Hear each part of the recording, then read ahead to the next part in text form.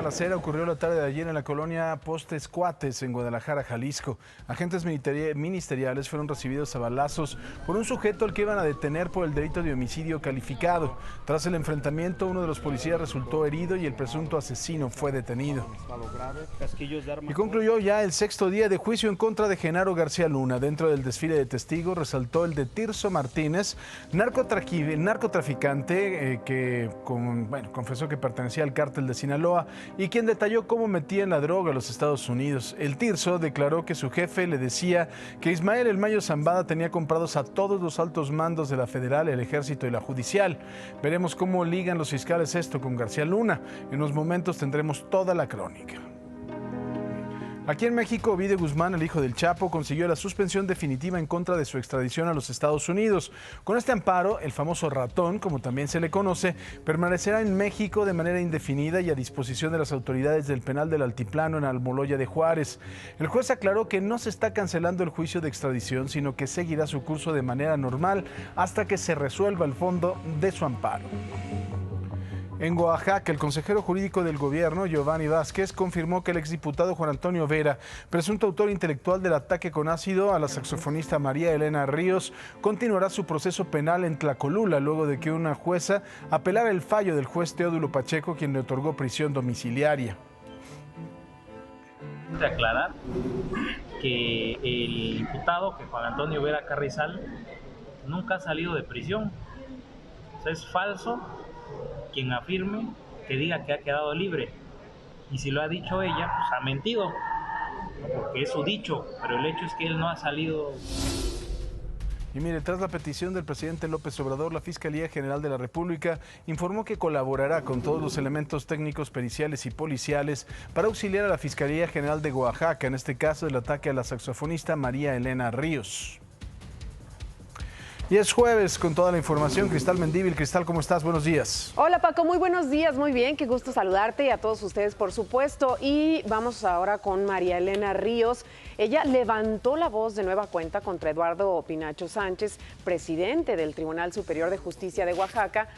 Sigue exigiendo su renuncia, no solamente por su caso, sino por todo el rechazo a su trabajo que se ha generalizado en los oaxaqueños. Por favor, Male, cuídate.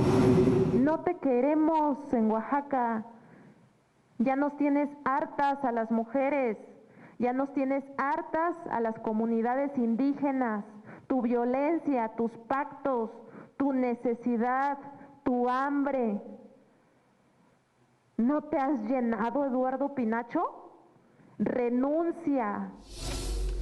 Vamos ahora al caso de María Ángela, esta joven de 16 años, quien desapareció, y no desapareció, fue secuestrada del paradero de Indios Verdes, privada de la libertad.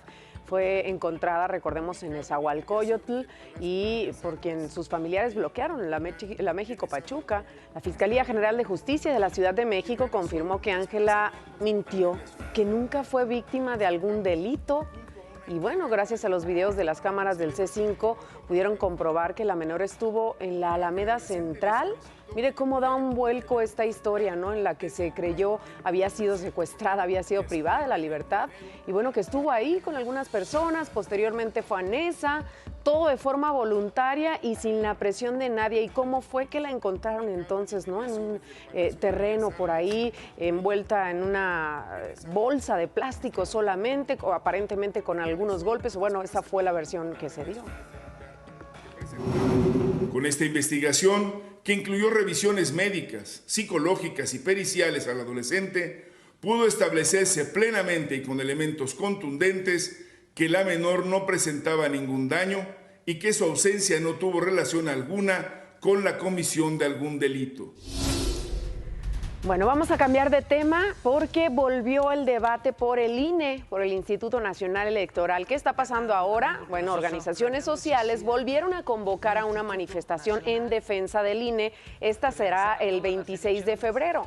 Y el presidente López Obrador se enteró por supuesto, y habló al respecto, habló duro con ellos. ¿Pero qué le van a defender al INE si ganaron, si el INE no se toca? Hacer una marcha para defender a García Luna y sacar ahora como excusa de que el INE no se toca. Ya, chole.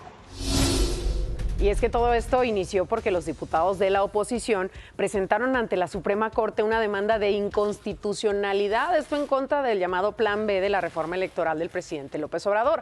Argumentaron que esto afecta a la equidad en los procesos electorales al permitir que servidores públicos se pronuncien por un determinado candidato y contra la transparencia en la rendición de cuentas, por lo que esperan que esto se resuelva antes de que inicie el proceso electoral del 2024. En el INE también se preparan para presentar controversias constitucionales en contra de las reformas del Plan B. Los consejeros consideraron que los efectos de estas son nocivos e incompatibles con los derechos de la ciudadanía y principios democráticos. Estas fueron las palabras de su presidente, Lorenzo Córdoba. Apelo una vez más a la responsabilidad con la República y con la estabilidad política del país y de quienes tendrán que resolver, me parece de manera inminente, la constitucionalidad y legalidad de las reformas del Plan B, que detengan este auténtico desmantelamiento de nuestra democracia. La Corte tendrá la responsabilidad de salvar a la democracia y a la estabilidad política de este país. Y bueno, el Plan B de la reforma electoral, que contempla la reducción del presupuesto del INE, ya se comenzó a sentir en este 2023. Los órganos públicos locales electorales tuvieron un recorte de 2.066 millones de pesos. Solo recibieron 12.000 millones cuando se habían solicitado poco más de 14.000 millones. 9 de estos órganos son los más afectados, es decir, en números rojos ya recibieron un recorte de hasta el 75%. En ellos están Nayarit, seguida de San Luis Potosí, Colima, Puebla y Oaxaca. Algunos de estos tienen déficit desde el 2022. Con la información internacional, Quique Villanueva. Quique, buenos días. Hola Paco, ¿cómo estás? Qué gusto saludarte. Oye, nos vamos a Perú porque el mandatario destituido de este país, Pedro Castillo, agradeció al presidente López Obrador por su solidaridad con el pueblo peruano, tras un mensaje en el que afirmó ante la comunidad de estados latinoamericanos y caribeños que fue una infamia la detención del exgobernante peruano. A través de Twitter, Castillo agregó que más pronto que tarde estará junto a quienes califica como sus hermanos y hermanas, construyendo un país lleno de esperanza. ¿Usted qué opina al respecto? Vámonos a otra información. Le cuento que las tropas israelíes mataron al menos a 3 palestinos e hirieron a varios durante los enfrentamientos de esta madrugada con hombres armados en un punto de conflicto en Cisjordania ocupada. Según testigos y médicos, la violencia ha empañado aún más las estancadas conversaciones patrocinadas por Estados Unidos sobre la condición de Estado de los palestinos. Y bueno, por supuesto, con las redes sociales y la pregunta del día, Marlene Stahl. Buenos días. Buenos días, mi querido Paco. Buenos días también a todos ustedes. Gracias por estar con nosotros esta mañana, 5:54. Momento de participar en nuestra pregunta del día. Usted dígame, ¿debería haber algún tipo de sanción para la menor María Ángela por su ausencia voluntaria en Indios Verdes? ¿Sí o no? Hay que platicar con nosotros a través de @ImagenSea, que son nuestras redes sociales. Ahí va a encontrar la pregunta y, por supuesto, puede mantenerse en contacto directo gracias a estas plataformas. Paco, regreso contigo. Y mire, como ya se lo mencionamos hace unos minutos, el 6º día del juicio en contra de Genaro García Luna en los Estados Unidos inició con el testimonio de Tirso Martínez, alias el futbolista, antiguo operador del cártel de Sinaloa. Esto fue lo que pasó ayer en Nueva York. Fue un día de policías en la corte, de agentes de la DEA testificando, de aduanas, de venta de droga, el menudeo. Un día de calle, porque al jurado se le presentó evidencia, hasta la explicación de cómo se empaca y se esconde un ladrillo de cocaína para importarlo, hasta cómo se vende en las calles de la ciudad, de esta ciudad. Día 6 del juicio en contra de Genaro García Luna. Día para probar que la importación, distribución y venta de la droga del cártel de Sinaloa en Nueva York sí existe. Hoy el jurado escuchó cómo se empaca un ladrillo de coca y cómo se esconde un cargamento en un tren. El ladrillo se compacta, se le pone grasa, se cubre con papel para envolver alimentos, luego con cinta y se le marca con un color específico para identificar a qué narcotraficante pertenece la droga. ¿Cómo llegaba a Nueva York? En tren. Los ladrillos se apilaban en los dos extremos de un carro tanque. Se les cubría con plastiacero, una pasta que al secarse se endurece. Luego se pintaba para que se mimetizara con las paredes interiores del carro tanque y se cubría con gajos de metal. Para terminar, tiraban aceite dentro del contenedor para que cualquier autoridad encargada de revisar el carro tanque lo evitara por el riesgo de resbalarse. ¿Quién ofreció la información? El primer testigo del día, Tirso Martínez, responsable de mover cocaína del cártel de Sinaloa a Los Ángeles, Chicago y Nueva York. ¿Cómo podía mover miles de kilos, miles de kilómetros? Pagando sobornos. Tirso Martínez declaró que cuando él expresaba sus preocupaciones de que la droga que movía fuera decomisada o robada, su jefe le decía que Ismael El Mayo Zambada tenía comprados a todos. Los altos mandos de la federal, del ejército, la judicial, todo tiene arreglado. Pocos cabrones tienen los arreglos que él tiene, recuerda Tirso Martínez. La fiscalía le preguntó, ¿le pagó sobornos directamente al acusado Genaro García Luna? No, contestó.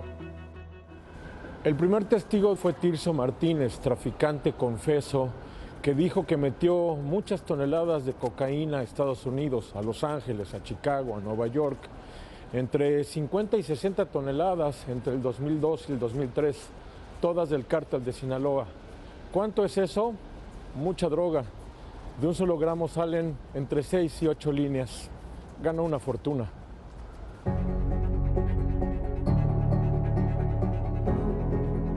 La tesis de la fiscalía fue clara, que la ruta o las rutas de la droga del cártel de Sinaloa hacia Estados Unidos existen, que el apoyo de algunas autoridades en México las hizo posibles y que el testigo Tirso Martínez, narcotraficante confeso que colabora a cambio de una visa permanente para vivir en Estados Unidos, dice la verdad. Ya se verá cómo conectan toda esta información con Genaro García Luna. El juicio se reanuda el lunes. Mientras tanto, el acusado de regreso a la cárcel y sus abogados y su esposa, cada quien por su lado, a caminar solos las calles de Nueva York.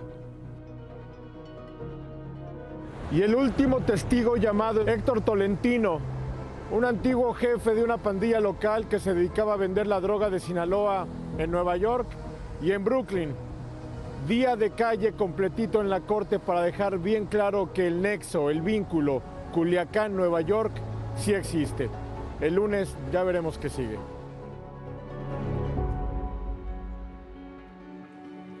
Pues bueno, este testimonio en particular, ya lo estábamos comentando desde el día de ayer, el juez Brian Coogan dijo que es intrascendente, que es muy complejo también, le estaba diciendo a la defensa, a la fiscalía, cómo van a ligar los dichos de este hombre con la responsabilidad de García Luna. Porque no hay pruebas, ¿no? Claro. No hay imágenes, no hay algo que sustente todas estas declaraciones, Paco, y ahora lo que va a quedar también, creo, pendiente y que es muy importante, el deseo de los mexicanos que en ese tiempo a lo mejor fueron víctimas de desaparición forzada por parte pues de algún familiar, ¿no? Perdido en ese tiempo, pues sí se va a juzgar por estos temas, ¿no? Narcotráfico y demás, pero ¿y qué pasa con esas familias, ¿no? Claro, que perdieron con la justicia a un integrante, aquí. Con la justicia, sí. eso.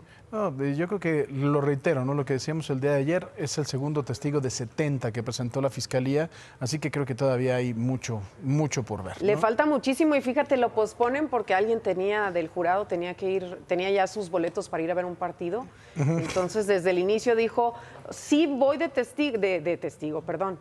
jurado, pero yo tengo mis boletos para ir a un partido, así que me respetan ese día, así que se da esta pausa y hasta el lunes se va a retomar. ¿Qué tal, eh? A lo mejor iba a ver a Bad Bunny. Pues no va a tener tema mañana, bueno, sobre Bad Bunny, sobre esto no va a tener tema el presidente para la mañanera. Exactamente. El día de mañana. A ver. Bueno, gracias, mi querida Cris. Y mire, el fiscal de Morelos, Uriel Carmona, informó que el marino Jesús Manuel Mongoy Hernández, autor material del multihomicidio en mayo del 2020 en Temixco, fue sentenciado a 125 años de cárcel. Entre las personas que asesinó en aquella ocasión estaban Alfonso Isaac Gamboa, exfuncionario de Hacienda en el sexenio pasado. El fiscal informó también que se le impuso el pago de una multa superior a los 6.7 millones de pesos. Mientras en Zacatecas 2 personas perdieron la vida por un ataque armado dentro de un bar en la colonia Centro, a un par de cuadras, pero cerquitita del Palacio de Gobierno. De acuerdo con los primeros reportes, hombres armados irrumpieron en el bar y sin mediar palabra dispararon en contra de 2 personas que perdieron la vida de inmediato. El Ejército y la Guardia Nacional realizaron un fuerte operativo en la zona, pero ¿qué cree? Otra vez no dieron con los responsables. La balacera originó que otros negocios y bares, pues por supuesto, por miedo cerraron la puerta.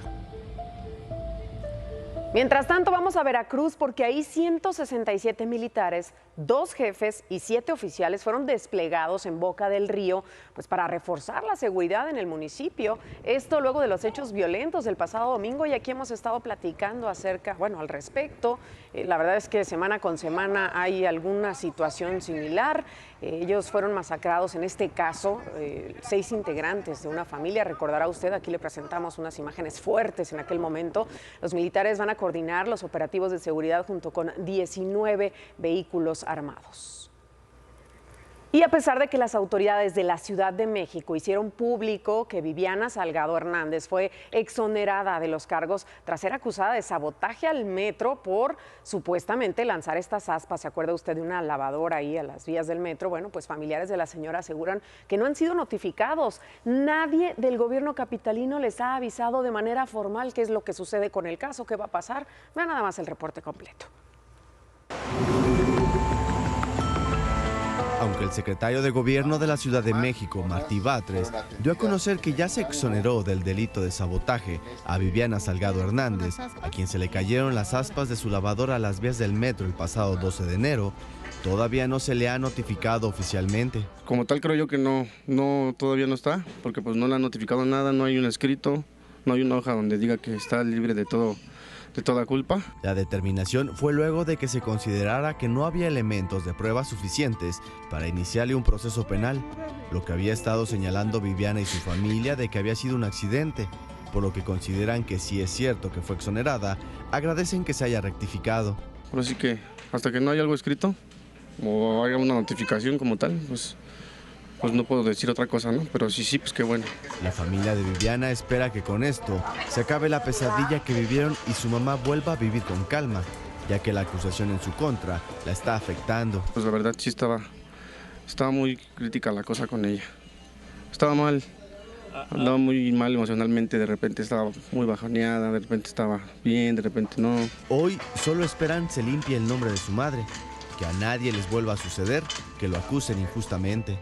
Hagan bien sus cosas, que les den mantenimiento a sus cámaras porque dicen que no sirven, que tengan todo eso al 100, pues que no pasen a molar a la gente que no tiene nada que ver, ¿no?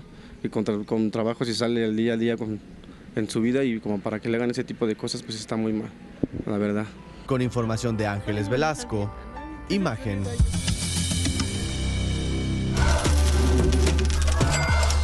En noviembre del año pasado, la economía mexicana retrocedió más de lo estimado. De acuerdo con el INEGI, el indicador global de actividad económica retrocedió 0.5%. Esta es su peor caída en 15 meses desde agosto del 2021, cuando se contrajo 1.5%. Enrique Alfaro, gobernador de Jalisco, en su visita en el Content Americas 2023 en Miami, Florida, celebró que empresas audiovisuales estadounidenses desarrollen el proyecto Content City en Guadalajara. Se trata de un nuevo complejo audiovisual que contará con estudios, sets de producción y un centro de estudios universitarios para 2,000 estudiantes. Se espera que Jalisco se posicione en el sector creando más empleos para profesionistas de las artes audiovisuales y atraiga empresas internacionales y productoras de cine. La Comisión Federal de Electricidad ha logrado recuperarse e implementar planes y proyectos de modernización de infraestructura. Con esto ha conseguido ahorros millonarios y mantener estables las tarifas eléctricas, principalmente para uso doméstico. El año pasado la CFE ejerció más de 78,000 millones de pesos, la cifra más alta de su historia. Actualmente distribuye electricidad en el 99.27% del país y busca alcanzar el 99.66% al finalizar el 2024. ¿Qué le parece si vamos a los dineros? El dólar, 18 pesos con 23 centavos a la compra y 19 pesos con 28 centavos a la venta. El euro, 18 pesos con 79 centavos a la compra y 21 pesos con 11 centavos a la venta.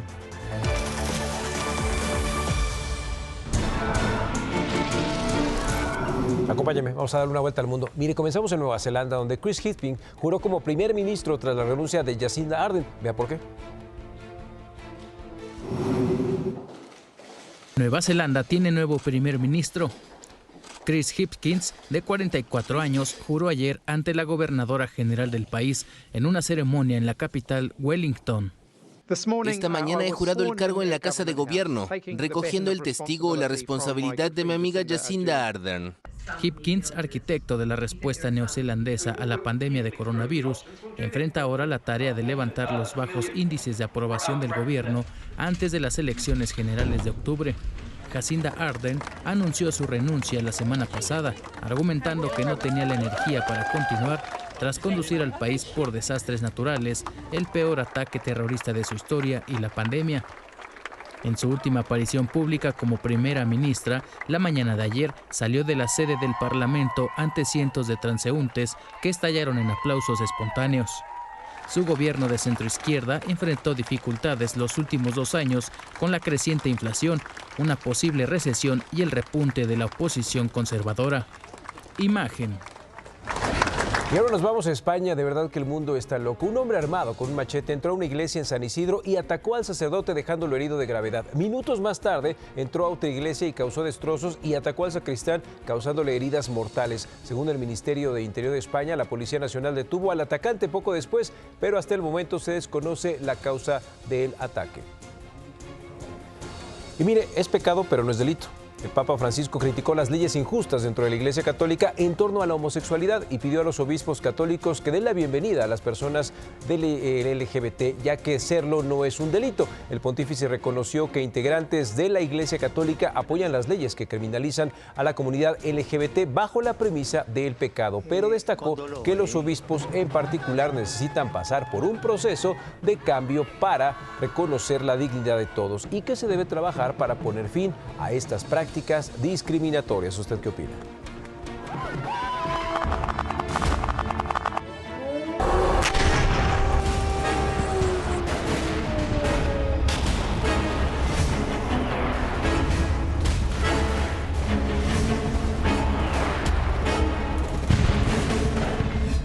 Casi se cumple un año del inicio de la guerra y las cosas se tensan el día de ayer aún más. Estados Unidos y Alemania anunciaron el envío de tanques pesados a Ucrania, una contundente señal de respaldo occidental a una contraofensiva capaz de hacer retroceder a Rusia. ¿Será que logren esto o seguramente se van a intensificar los ataques?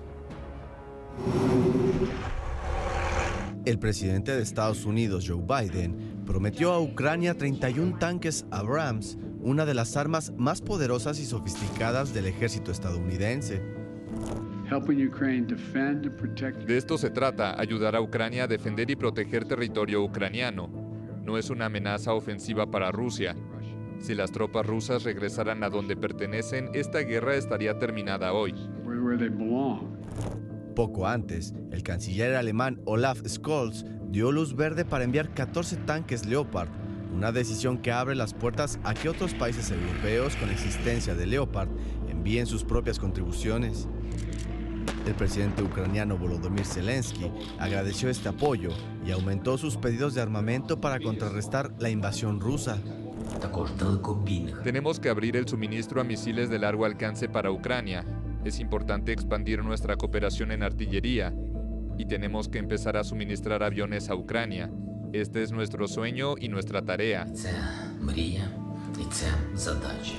Alemania había expresado su preocupación a enviar Leopards o incluso a permitir que otros países que habían comprado los tanques los reexportaran a Ucrania, ante las advertencias de Rusia de que tales medidas harían escalar el conflicto. La noticia del suministro de tanques llega en momentos en que las tropas de Moscú anuncian avances en Bakhmut, una ciudad del este de Ucrania que ha resistido meses de ataques. Imagen. Y a ver, ¿qué opina usted al respecto? Mire, tras el anuncio de Estados Unidos y Alemania de mandar tanques a Ucrania, el presidente López Obrador criticó a los gobiernos de estos países y demás aliados occidentales por autorizar el envío. Tras ello, la Embajada de Rusia en México elogió la posición de Andrés Manuel y a través de un Twitter escribió: agradecemos a López Obrador por su posición abierta y clara sobre el suministro de tanques alemanas en territorio ucraniano. Esperamos que nadie tenga dudas de que actualmente hay un choque directo entre el occidente libre y Rusia. ¿Usted qué opina? ¿Debió de haber dicho eso? Mire, la dirección del metro reconoce que hay problemas en el servicio de transporte colectivo. Asegura que ya los están resolviendo.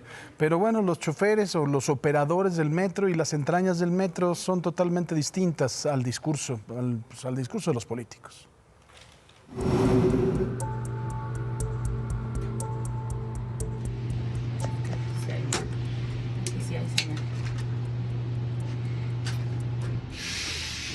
conductora en el CDB de 14D en Garibaldi haciendo pruebas de radiotelefonía. ¿Cómo me escucha PCC?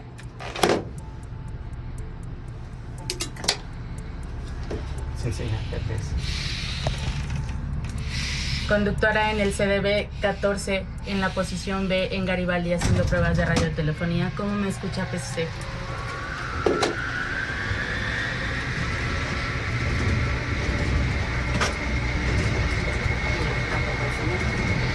De celular, o sea, ni para avisar.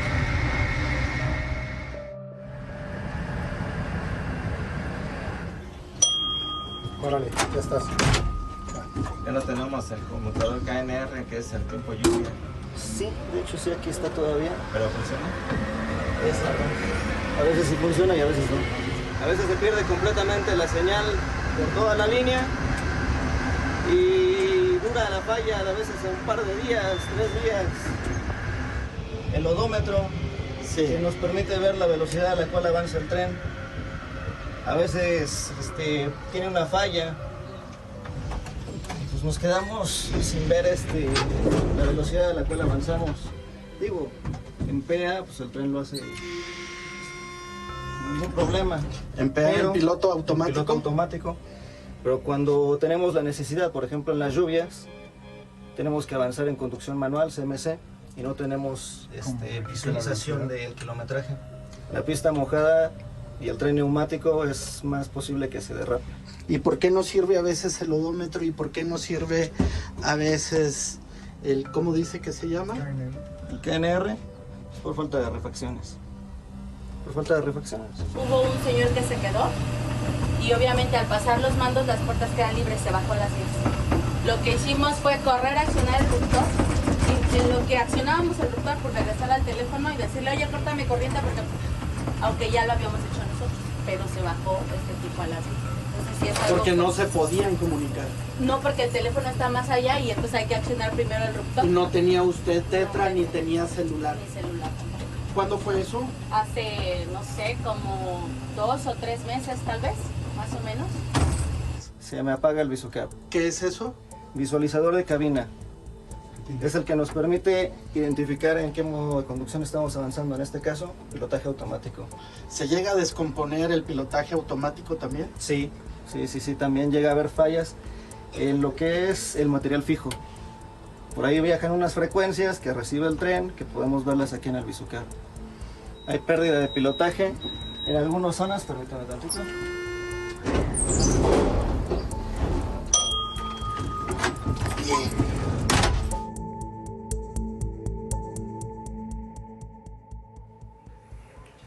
¿Qué le parece? Así están las cosas en el metro. En Nayarit, las autoridades detectaron algunos taxistas que toman antidepresivos sin prescripción médica, lo que puede provocar daños en su salud y ponen en peligro a los pasajeros. Al regresar del corte comercial, le vamos a mostrar qué medicamentos toman y cómo les afectan. Ya volvemos.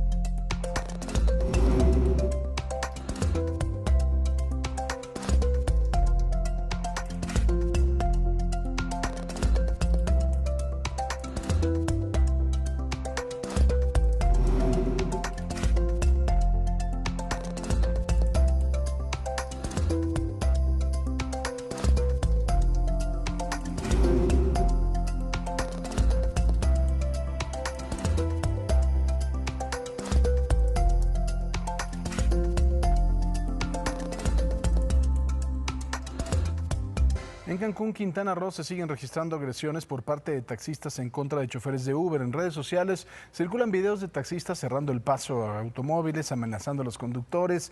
Lo que dije desde un principio, son unos auténticos delincuentes. No todos, no se puede generalizar. Hay algunos que son, por supuesto, se dedican a eso, a ser gente decente y a trabajar. Pero hay otros que son, pues bueno, parte de lo mismo, ¿no? De los delincuentes, del crimen organizado allá en Quintana Roo. Acabo de sufrir una agresión. Unos taxistas me dieron un encerrón y me poncharon las llantas. Así es como Noemí Díaz, chofer de Uber en Cancún, narra cómo sufrió una tercera agresión por taxistas cuando daba servicio a una familia extranjera. Es un trabajo muy noble, muy bonito, pero muy peligroso y no debería de ser así porque pues ya hay una ley. Esta es la tercera vez que sufro agresión por parte de los taxistas. Anteriormente no me habían hecho ningún daño físico. La agresión ocurrió cerca de la 1 de la tarde en Cancún cuando un grupo de taxistas ya la esperaba cuando llegara por una pareja de extranjeros. Eran 2 adultos y un menor. Se suben los usuarios y pues yo no vi de dónde salieron los taxistas, no vi. Me encierran, uno se para adelante, otro atrás, otro a un costado y de los taxis bajan varios taxistas. Obviamente me pongo muy nerviosa, me empiezan a gritar, me empiezan a agredir verbalmente. La mujer no pudo descender de su unidad ni abrir sus ventanas por seguridad de los usuarios, pero cuando se percataron de que ella estaba marcando el número de emergencias, se alejan, no sin antes poncharle 2 llantas. Yo no me doy cuenta de esto por los nervios, lo único que quería era salir huyendo de ahí. No me percato de las ponchaduras, avanzo hacia la zona hotelera, me estaciono y bueno, me doy cuenta de que en efecto están ponchadas mis 2 llantas, traseras las 2. No me queda de otra que disculparme con los usuarios, cancelar el servicio. Para ella se trata de una situación insostenible que debe ser atendida por las autoridades. La mujer, contadora pública de profesión, asegura que conducir un Uber ha sido práctico para ella, pues tiene 2 hijos y esto le permite no descuidarlos. Ya hace 5 años que estoy en la aplicación. La primera vez me salí porque también sufrí agresión en ultramar. Igual me encerraron, pero afortunadamente en particular me dio el espacio como para huir. Huir es la palabra correcta, sí. Y pude huir con los usuarios adentro. Y no pasó a mayores, obviamente nada más fue el susto, pero sí, el muy mal sabor de boca. Yo decidí mejor en esa primera ocasión dejar de estar en la aplicación. Noemí anticipó que interpondrá la denuncia penal en contra de los responsables, a quienes identifica a bordo del taxi con placa A806TN. Con información de corresponsales, Imagen. El presidente López Obrador dijo que se exagera poquito con el conflicto que hay entre taxistas y conductores de la plataforma Uber en Cancún, Quintana Roo. Lo dijo así. Pero es mucho más la propaganda en contra que lo que está sucediendo. Están exagerando un poquito. Pues ¿cuál propaganda en contra si lo que estamos haciendo es apoyar a Mara porque estos señores son unos auténticos ratas, o sea, punto final? ¿Cuál propaganda? Yo creo que a veces no le cuentan bien las cosas. Además, con estas imágenes que estamos observando, por ejemplo, que también no ve el Noti, yo creo, Paco, no nos acompaña. Es que ahorita tiene reunión de seguridad. Exacto, todas las mañanas tiene una reunión de seguridad. No se le informa realmente de esto que están haciendo los taxistas, cómo amedrentan, cómo amenazan. Ya parecen hasta y lo estamos haciendo en apoyo a Mara Lezama, que es de su partido y que fue a verla en los últimos días, porque además me parece que ha sido la única mujer que ha tenido la única gobernante mujer o no que ha tenido los pantalones para poner en orden a estos señores, y por supuesto que le está costando mucho trabajo y creo que por eso debe contar con todo el apoyo, ¿no? Sí, y no estamos metiéndonos con su partido, ¿no? Y bueno, ya ha prometido la autoridad que van a poner pues más seguridad, operativos y demás, pero ¿a qué hora? Si seguimos viendo estas imágenes, ¿no, Paco? Sí. Son más de entre 19 y 30 millones el récord de pasajeros que llegan, por ejemplo, a Cancún. Sí, ya tiene más operaciones que el propio aeropuerto de la Ciudad de México. Millones. Sí, entonces, ¿qué pasa? Los que salimos perdiendo con esto somos nosotros, porque el turismo se ve la imagen del destino, hombre. La imagen del destino, que es un destino maravilloso, uno de los mejores del mundo, que se los puedo decir. Sí, es triste, de verdad, la situación ahí, Paco. Y otra situación también triste, te platico, es en Nayarit, la que se vive en Nayarit, porque autoridades, lo decías antes de la pausa comercial, detectaron que algunos conductores de transporte público toman antidepresivos. Imagínate que se tomen estas gotitas que son para estar tranquilo, ¿no? ¿Cómo van manejando, ¿no? Las unidades que pueden provocar un accidente y también daños a su salud, sí, ¿no? Por supuesto. Los trabajadores del volante se han sometido a valoraciones psicológicas, las cuales arrojaron principios de cuadros de ansiedad y depresión, lo que sería el detonante para el consumo de algún antidepresivo. La directora del Centro Estatal contra las Adicciones, Elena Maldonado, informó que de las pruebas aleatorias que se hacen a los conductores del transporte público, detectaron consumo de benzodiazepinas, esto por presentar cuadros de ansiedad y depresión, situación que preocupa a la administración pública, más aún cuando la ingesta de este tipo de medicamentos se hace sin prescripción. La funcionaria destacó que en un acercamiento que han tenido con los trabajadores del volante, se han aplicado 500 valoraciones psicológicas, de las cuales solo el 10% han sido sometidas a pruebas de laboratorio y solo 3 arrojaron resultados positivos. A veces sí se siente uno así medio por los carros, porque pues la gente también pues a veces tiene que andarse cruzando, pues pero pues de todas maneras lo ve uno por el lado amable, como dicen, ¿no? Bueno, no tanto estrés, sino que a veces te desesperas por la cuestión de que están a varias calles tapadas. Para el secretario de Seguridad Pública y Protección Ciudadana, Jorge Benito Rodríguez, aquel chofer del Servicio Público de Transporte que esté tomando algún tipo de estupefaciente no podrá seguir brindando este servicio. Quien no se encuentre, que se encuentre detrás de un volante para algún psicotópico, nosotros no podemos determinar. Nosotros haremos la consignación y ya será la Fiscalía y la Secretaría de Movilidad quienes determinen. En caso de que el toxicológico haya salido positivo, ellos no pueden conducir hasta que la propia Secretaría de Salud, a través del SECA, nos haga la recomendación de que el chofer ya ha pasado toda la terapia. Ambos funcionarios señalaron que en el caso de los diagnósticos por ansiedad y depresión, se daría la oportunidad de que fueran sometidos a algún tipo de tratamiento de tipo psicológico para que puedan volver a su actividad y con ello no afectarlos económicamente. Para Imagen, Carla Méndez. Vamos a otros temas. Mire, le platico que el precandidato del Partido del Trabajo a la gubernatura de Coahuila, Ricardo Mejía Verdeja, se comprometió en la ciudad de Monclova al rescate de Altos Hornos de México, pero sin la presencia del actual presidente de esa empresa, de Alonso Ancira, a quien relacionó con el PRI. Mejía Verdeja afirmó que su propuesta de gobierno se aleja de las anteriores administraciones que están allegadas a la corrupción, a los privilegios y al saqueo de Coahuila. Sostuvo que en esta entidad no puede haber regiones de primera ni de segunda y que el desarrollo y el empleo deben ser para todos los habitantes de los 38 municipios. Vámonos ahora al Estado de México. Ahí la precandidata del PRI a la gubernatura, Alejandra del Moral, dijo que en su recorrido por la entidad en busca del voto estará acompañada de un ejército de priistas valientes. Ante militantes priistas de los municipios de La Paz, de Chiconcuac y de Chiautla, expresó que el Estado de México necesita un cambio y este se dará con la participación de las mujeres y hombres dispuestos a dar todo lo mejor por sus municipios. Del Moral puntualizó que el cambio será posible con hechos y con la participación activa de la militancia.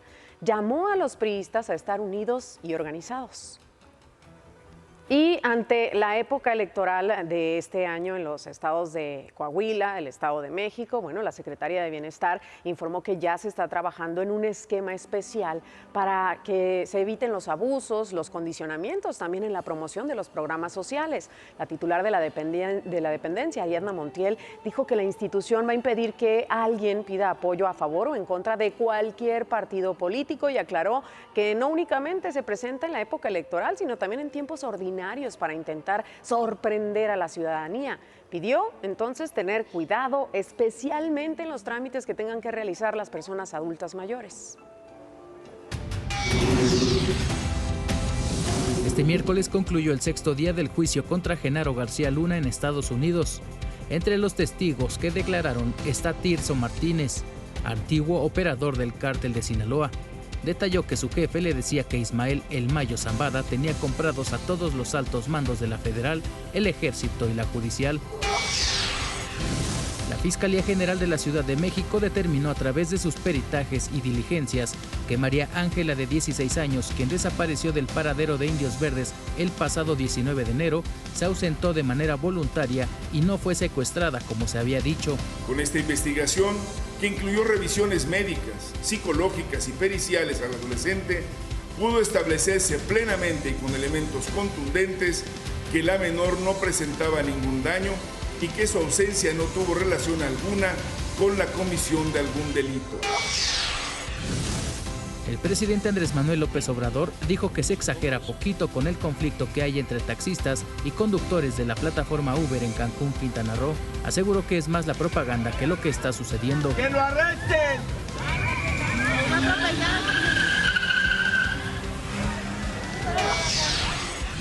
Los gobiernos de Alemania y Estados Unidos aprobaron el envío de tanques para fortalecer la defensa de Ucrania, enfrentada en una guerra con Rusia desde febrero de 2022. Los tanques irán acompañados de vehículos blindados de recuperación que servirán para darles apoyo. Yo creo que si se lo cuento sin que vea la imagen va a creer que es un chiste, ¿no?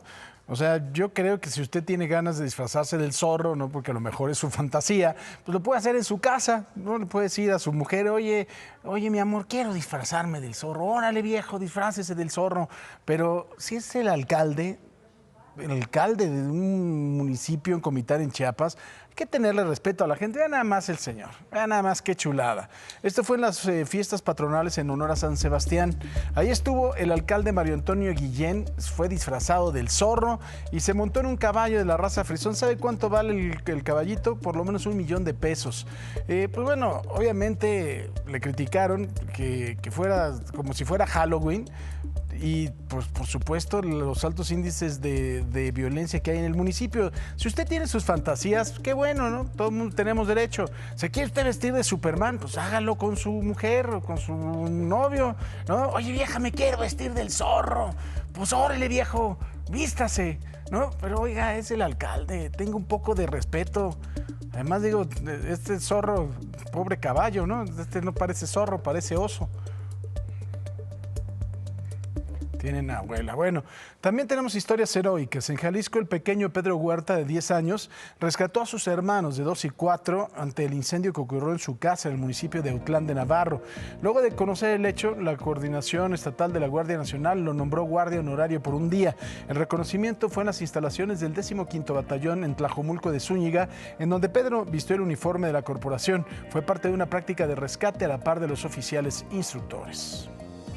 Y ahora vámonos fuera de México, algo lejos. Vámonos a Brasil, a Sao Paulo. Vea lo que está sucediendo ahí. Unos amantes del deporte dijeron, a ver, hay que inventar algo. Mezclemos 3 disciplinas. ¿Qué tal se vería el tenis tradicional combinado con el voleibol playero y el bádminton? ¿Se imagina usted?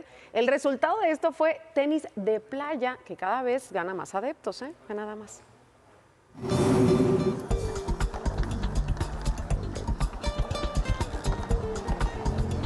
Un deporte de playa en medio de la ciudad. El beach tenis ha ganado mucha popularidad en los últimos años en Sao Paulo, la metrópoli más grande de América Latina que carece de playas naturales. El beach tenis realmente tiene una explosión de nuevos practicantes y creo que es una combinación de factores. Primero, que es un deporte agradable, descalzo, con el pie en la arena. Remite a la playa en una ciudad como Sao Paulo que no tiene playa. Eso ayuda mucho al bienestar. Eso ayuda mucho al bienestar. El beach tenis es una mezcla entre el tenis tradicional, el voleibol playero y el bádminton, que puede jugarse solo o en pareja. Tan solo requiere un poco de coordinación para practicarlo, por lo que en estas playas artificiales conviven experimentados y novatos. Es como si fuera un domingo en la playa, solo falta un poco de agua, pero es muy diferente por eso. En lugar de ir a un parque lleno, tienes un ambiente más relajado, con música, a veces activación de alguna marca. Es muy diferente, muy bueno. El beach tenis tuvo un fuerte impulso durante la pandemia, cuando los gimnasios aún estaban cerrados en esta ciudad de 12 millones de habitantes. Desde entonces, el número de canchas creció de alrededor de 100 en 2019 a unas 500 actualmente, según la Federación Paulista de Tenis. Y hacia adelante, el deporte todavía tiene terreno por conquistar y adquirir más adeptos. Imagen. 6 de la mañana con 42 minutos. Gracias por continuar con nosotros. Dígame, a través de redes sociales, ¿debería haber algún tipo de sanción para la menor María Ángela por su ausencia voluntaria en Indios Verdes? ¿Qué han dicho los mexicanos? Pues mire, así va en este momento el resultado. 75% dice que sí debería haber algún tipo de sanción, 25% restante dice que no. ¿Dónde participar? Nuestras redes sociales, @imagen_sea, Twitter, Facebook e Instagram. Ahí nos encuentra, participe en nuestra pregunta y también pues cualquiera de los temas que aquí le presentamos es un canal de comunicación para ustedes. Mire, grandes esfuerzos se están haciendo en el Alto Golfo de California para preservar el hábitat de la vaquita marina.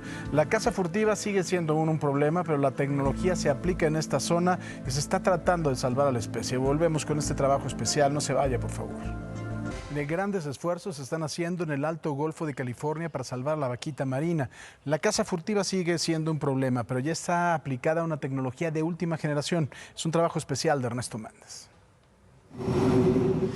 El caballito de mar ya cabalga en aguas del Alto Golfo de California para proteger a la vaquita marina. Se trata del Seahorse, un buque de 58 metros de largo y 86 toneladas de peso, que tiene como misión detectar y extraer las redes atoradas en 193 bloques de concreto con ganchos de acero hundidos en la llamada zona de cero tolerancia, que busca inhibir la pesca furtiva. 9 años consecutivos de la operación Milagro de Sea Shepherd aquí en el Alto Golfo de California para combatir la pesca ilegal de totoaba y tratar de salvar a la vaquita marina de la extinción. Tecnología de última generación para detectar embarcaciones menores conocidas como pangas en el área prohibida y redes de pesca ilegales. Y tenemos un sonar especializado que compramos específicamente para encontrarlas y poderlas identificar. Una vez identificadas nos aseguramos de que son redes, trabajaremos con CEMAR para que se retiren. Las redes serán liberadas por buzos profesionales con el fin de que no se conviertan en una trampa mortal para las especies marinas. Pero más que nada vamos a usar la tecnología para encontrarlas. Y si no hay redes en la zona, la vaquita puede seguir sobreviviendo y teniendo éxito y crías. De octubre de 2022 a la fecha, la Secretaría de Marina, CEMAR, solo tiene el registro de 3 redes atoradas en los bloques de concreto, sin reporte de mortandad de algún ejemplar de vida silvestre. Hasta ahorita hemos recuperado 2 o 3 redes que han quedado atoradas, que no necesariamente fueron lanzadas en esa área, que fueron lanzadas fuera de esa área, pero la corriente las llevó hacia allá. A la par, el gobierno de México trabaja en el nuevo plan de protección de la vaquita marina impuesto por la comunidad internacional y que deberá tener listo a más tardar el próximo 28 de febrero, ya que de lo contrario recibirá sanciones comerciales. Lo importante es que se erradique por total el uso de redes en malla y que se cumpla la ley. En este marco existe gran expectativa sobre el juicio que comenzó esta semana contra Sunshine Rodríguez, detenido hace más de 2 años por ser presuntamente uno de los líderes del cártel de la Totoaba o cártel del mar. No one's above the law. Nadie está por encima de la ley. Yo creo que eso lo determina el juez, quien es el que evalúa las cosas. Nosotros no estamos ni a favor ni en contra, simple y sencillamente nosotros hacemos cumplir la ley, hacemos nuestro trabajo y que cada quien haga su trabajo. Mientras tanto, el caballito de mar ya arrojó sus primeros resultados al evitar la pesca ilegal dentro de la zona de cero tolerancia de la vaquita marina, al reportar la incursión de embarcaciones menores los pasados días 17, 18 y 19 de enero. Tiraron las redes, pero cuando reportamos a la Marina vino y los quitó de la zona de cero tolerancia. El caballito de mar llegó al Alto Golfo de California al rescate de la vaquita marina. En la cámara, Armando Cedillo para Imagen, Ernesto Méndez. Les voy a decir que el otro día me dijeron en redes sociales que les gustaba más la cancioncita de antes. Yo nomás paso el recado allá en cabina. Pero bueno, vamos a amanecer 6 de la mañana con 51 minutos. ¿Qué dicen? Vamos a amanecer. ¿Dónde es eso? A ver, adivinen. Eso es en Pátzcuaro, Michoacán. Este sitio conjunta la vida moderna con tradiciones ancestrales. Sus calles empedradas están llenas de historia. Sus construcciones le dan un toque distintivo, además de sus plazas y la amabilidad de su gente. ¿Qué tal todavía? Como ya es muy temprano, pues todavía no sale el sol, pero estamos viendo ahí imágenes completamente vivo desde Pátzcuaro, Michoacán. Y bueno, también amaneceres de mis queridos tuiteros, gracias a... Vamos a ver primero... Ahí aparece, es de Lily Go. Dice, amanecer desde Colinas de San José, Tlalnepantla, Estado de México. Saludos. ¿Qué tal el cielo, Vean qué bonitos colores. Ustedes no saben apreciar la naturaleza, muchachos, pero Lily Go sí lo sabe hacer muy bonito y vean qué hermosa foto nos compartió. Se ve bien padre. Muchas gracias, Lili. También Rafael Aboites Soriano dice, amanece caseta Chichimequillas. ¿Qué tal? Otra vez el cielo bien padre, muy temprano, que por cierto, esa caseta la usamos los que vamos para San Luis y a veces se llena muchísimo de tránsito. Por favor, con cuidado si van a andar circulando por ahí. Oigan, bueno, vamos a... Claro que iglesias. ¿O qué dijiste? Oigan, atención, vamos a un servicio social. Mire, se solicitan 25 donadores de sangre de cualquier tipo para la señora Patricia Irene Caparroso. Franco, quienes puedan donar sangre y plaquetas deberán presentarse en el Hospital ABC Observatorio aquí en la Ciudad de México, donde podrán hacer el registro, evaluación y valoración médica para proceder a la donación. Los requisitos, bueno, pues son tener entre 18 y 65 años, hay que presentar identificación oficial con fotografía y también pesar al menos 50 kilos. Gracias, vamos contigo, Paco.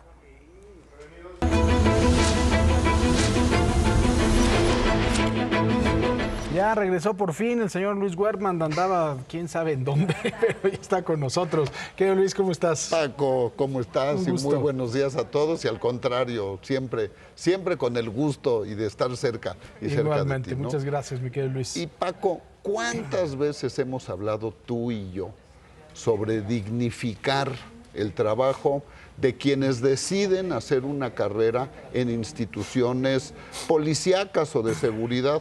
Porque mejores guardias y mejores policías, dice el principio, mejora la calidad.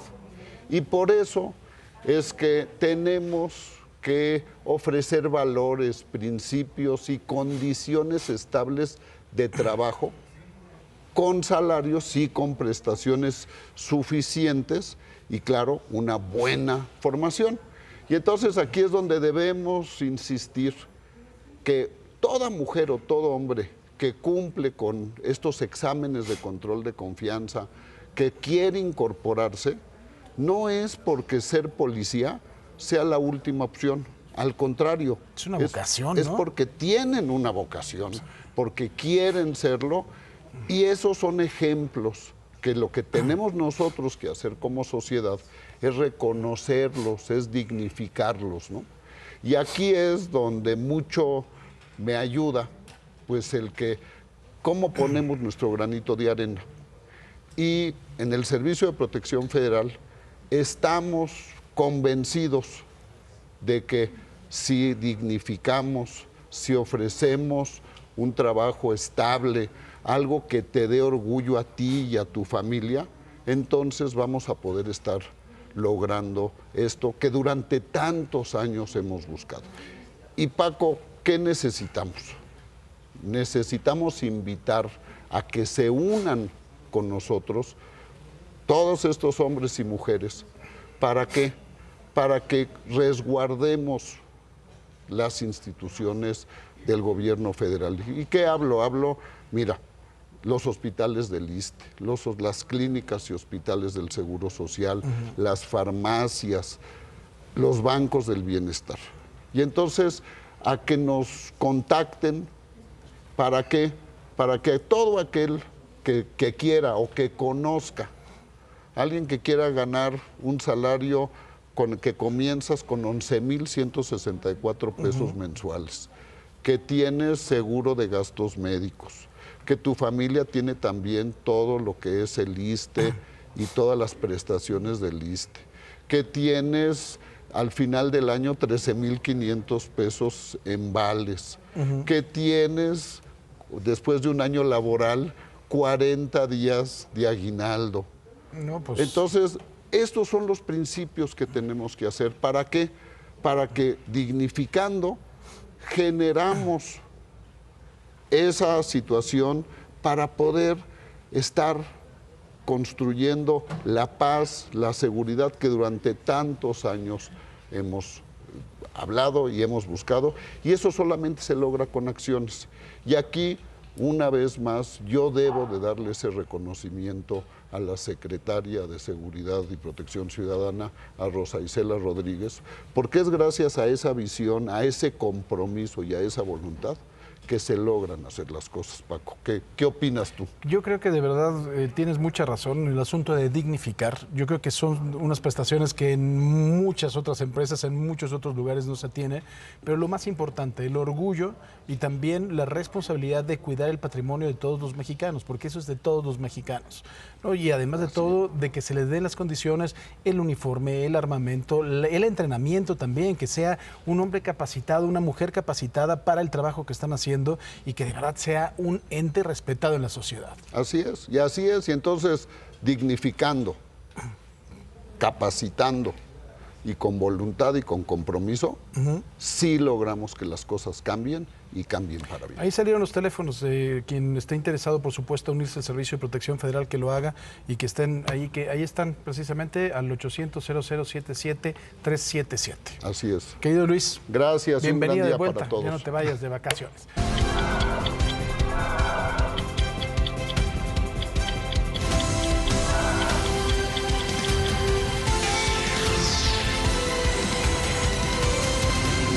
El sexto día en el juicio en contra de Genaro García Luna de los Estados Unidos inició con el testimonio de Tirso Martínez, alias el futbolista, antiguo operador del cártel de Sinaloa. Esto fue lo que pasó en Nueva York.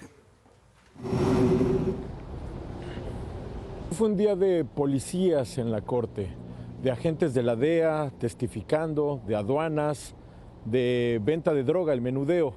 Un día de calle, porque al jurado se le presentó evidencia, hasta la explicación de cómo se empaca y se esconde un ladrillo de cocaína para importarlo, hasta cómo se vende en las calles de la ciudad, de esta ciudad. Día 6 del juicio en contra de Genaro García Luna. Día para probar que la importación, distribución y venta de la droga del cártel de Sinaloa en Nueva York sí existe. Hoy el jurado escuchó cómo se empaca un ladrillo de coca y cómo se esconde un cargamento en un tren. El ladrillo se compacta, se le pone grasa, se cubre con papel para envolver alimentos, luego con cinta y se le marca con un color específico para identificar a qué narcotraficante pertenece la droga. ¿Cómo llegaba a Nueva York? En tren. Los ladrillos se apilaban en los dos extremos de un carro tanque. Se les cubría con plastiacero, una pasta que al secarse se endurece. Luego se pintaba para que se mimetizara con las paredes interiores del carro tanque y se cubría con gajos de metal. Para terminar, tiraban aceite dentro del contenedor para que cualquier autoridad encargada de revisar el carro tanque lo evitara por el riesgo de resbalarse. ¿Quién ofreció la información? El primer testigo del día, Tirso Martínez, responsable de mover cocaína del cártel de Sinaloa a Los Ángeles, Chicago y Nueva York.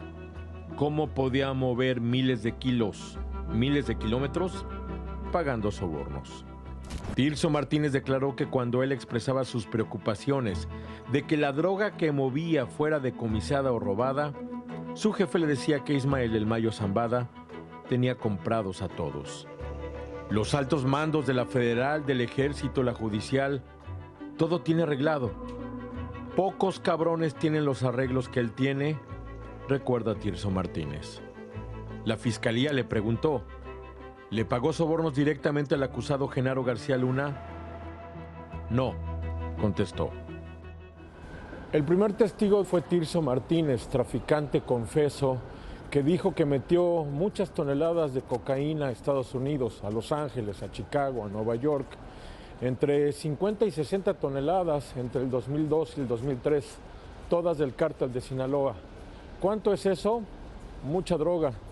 De un solo gramo salen entre 6 y 8 líneas. Gana una fortuna.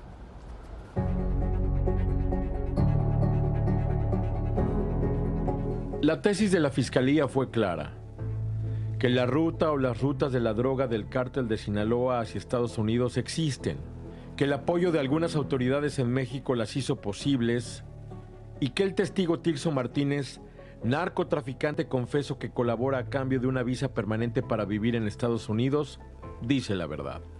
Ya se verá cómo conectan toda esta información con Genaro García Luna. El juicio se reanuda el lunes. Mientras tanto, el acusado de regreso a la cárcel y sus abogados y su esposa, cada quien por su lado, a caminar solos las calles de Nueva York. Y el último testigo, llamado Héctor Tolentino, un antiguo jefe de una pandilla local que se dedicaba a vender la droga de Sinaloa en Nueva York y en Brooklyn. Día de calle completito en la corte para dejar bien claro que el nexo, el vínculo Culiacán, Nueva York, sí existe. El lunes ya veremos qué sigue. Y miren, en este momento nos enlazamos hasta Nueva York con mi compañero Marco Silva. Querido Marco, ¿cómo estás? Muy buenos días. Paco, un gusto saludarte. La actividad se va a reanudar hasta el lunes porque, increíble, ¿no? Resulta que la semana pasada, cuando estaban seleccionando al jurado, a las personas que iban a ser parte y que ya son ahora parte del jurado, uno de ellos levantó la mano y dijo, yo sí quiero estar, pero les advierto que tengo boletos para ir al básquetbol el jueves 26. Hoy juega los Celtics de Boston contra los Knicks de Nueva York a 2 horas de aquí. Y entonces por eso pues, le concedieron el permiso y gracias al básquetbol o por culpa del básquetbol, como se quiera ver, pues hoy no va a haber audiencia. Mañana pues tampoco, eso es parte del calendario que ya había fijado el juez que está administrando este juicio, así que hasta el lunes. Pero lo que quedó bien claro es que el día de ayer, Paco, se construyó con evidencia, ahora sí con evidencia porque se presentaron grabaciones, se presentaron pues diagnósticos de la autoridad, de cómo se dieron ciertas incautaciones de la droga que movía a Tirso Martínez, en fin, sí estuvo el testimonio de Tirso Martínez, pero a continuación desfilaron 7 agentes, entre agentes activos de la DEA, ex policías de narcóticos de Chicago, agentes de aduanas de Estados Unidos, todos para comprobar desde su responsabilidad que ese tráfico sí existe, que esas incautaciones, esos decomisos sí se dieron, con lo cual a mí me parece que la Fiscalía lo que hizo es confirmar este corredor Culiacán-Nueva York por un lado y por el otro respaldar mucho los comentarios, las declaraciones y testimonios de Tirso Martínez frente al jurado. Esto, por supuesto, y es una lectura personal, Paco, pues tiene el objetivo de que todos los narcotraficantes confesos, sentenciados o en proceso o ya en libertad, que se sienten frente al jurado, pues todos tendrán que ser verosímiles y esto se va construyendo, insisto, a partir de la presentación de una larga serie de pruebas que ya habían sido parte y se habían visto ya en público en el juicio contra Joaquín El Chapo Guzmán, pero que ayer muchas de estas volvieron a salir para sustentar la tesis de la Fiscalía, Paco. Nos veremos hasta el lunes con este tema. Oye, Marco, aquí la duda que me salta es, se había dicho o había trascendido que el juez Ryan Coogan había desestimado parte del testimonio de Tirso Martínez, alias el futbolista, y entonces por esto la Fiscalía opera de esta forma para tratar de pues, apuntalar el testimonio, hace que de alguna forma tenga validez. ¿Qué es lo que dice el juez ante esta situación? Sí, creo, lo que estás diciendo en resumen es lo que sucedió el día de ayer. Es decir, al principio, antier, cuando Tirso Martínez se presenta, híjole, el alegato es, Paco, larguísimo. Incluso brinca por encima del periodo que es el motivo de esta acusación contra Genaro García Luna. Empieza a platicar cosas de los 90s, en fin, un testimonio con una serie de preguntas que no estaban, digamos, subrayando el lazo, el posible vínculo con el juicio que se está llevando o la materia del juicio que se está llevando. Entonces, ¿qué sucede? Pues el juez de alguna forma llama la atención, acepta la moción de la defensa que dice, oye, ¿y esto qué? No tiene nada que ver, pero se recompone la Fiscalía, insiste en presentarlo y entonces se circunscribe a un periodo de tiempo, a un lapso muy claro, que es del 2002 al 2003, cuando en la escena ya entra Genaro García Luna y fue en esto en lo que se concentró la Fiscalía y los testimonios de Tirso Martínez, Paco. Marco, ¿qué es lo que sigue para el lunes? ¿Quién ya se tiene avisado cuál va a ser el próximo testigo?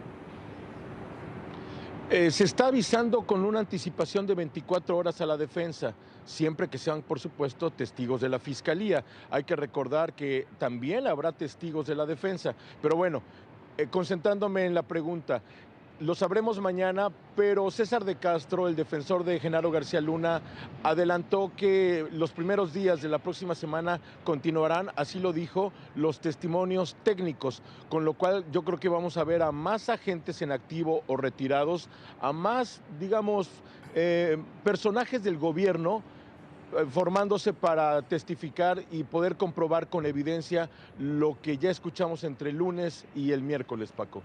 Pues Marco, muchísimas gracias por este enlace y por supuesto aprovecho para felicitarte por el extraordinario trabajo que estás haciendo allá en Nueva York. Gracias. Te agradezco a ti y gracias a todo el público, Paco, con todo gusto. Gracias, Marco Silva, desde Nueva York, de verdad con una estupenda cobertura. Cristal, adelante. Regresamos aquí a México, mi querido Paco, porque les platico, Ovidio Guzmán, el hijo del Chapo, el ratón conocido así, consiguió la suspensión definitiva en contra de su extradición a los Estados Unidos. ¿Qué va a pasar entonces? Con este amparo, lo que gana el ratón, como se le conoce, como le comentaba, es permanecer en nuestro país de manera indefinida y a disposición de las autoridades en el penal del Altiplano, en Almoloya de Juárez. El juez aclaró que no se está cancelando el juicio de extradición, sino que seguirá su curso de manera normal hasta que se resuelva de fondo su amparo. Vamos a hacer una pausa. Al regresar se está convocando una nueva marcha para defender al INE, pero el presidente les dice que ya chole. Además, se viene una lluvia de acciones en contra del plan B de la reforma electoral. Le cuento los detalles al regresar de la pausa. No se vaya.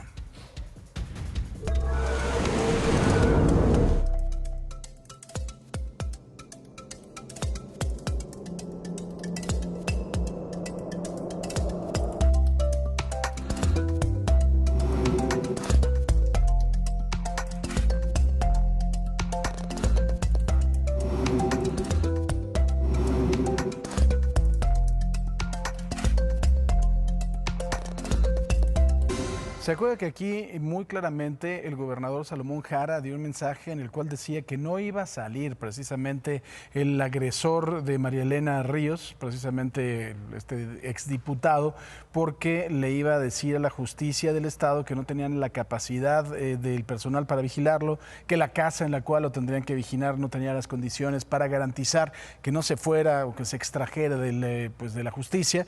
En Oaxaca se ha reiterado este asunto. El propio consejero jurídico del gobierno, Giovanni Vázquez, confirmó que el exdiputado Juan Antonio Vera, presunto autor intelectual del ataque con ácido a la saxofonista María Elena Ríos, va a seguir en Tlacolula, en la prisión, luego de que una jueza apelara el fallo del juez Teodulo Pacheco, quien otorgó la prisión domiciliaria. De aclarar que el imputado, que Juan Antonio Vera Carrizal, nunca ha salido de prisión.